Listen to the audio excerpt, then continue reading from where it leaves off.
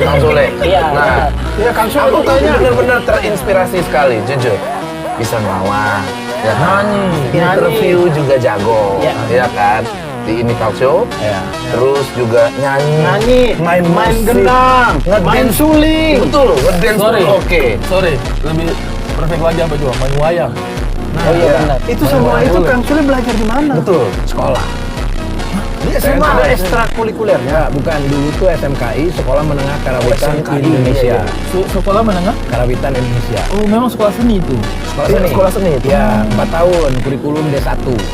Nah, saya ngambil jurusan karawitan. Karawitan tuh apa ya? Ya, karawitan tuh kayak gending, makanya main gending. Tradisional, Tradisional itu kan. Tradisional. Ya, spesialis gendang waktu Dia itu. satu jurusan sendiri untuk budaya karawitan itu. Betul, satu jurusan karawitan, ada teater, ada pedalangan. Nah, kenapa bisa wayang? Karena gaulnya sama pedalangan. Ogi sama Oni itu jurusan pedalangan. Oh gitu.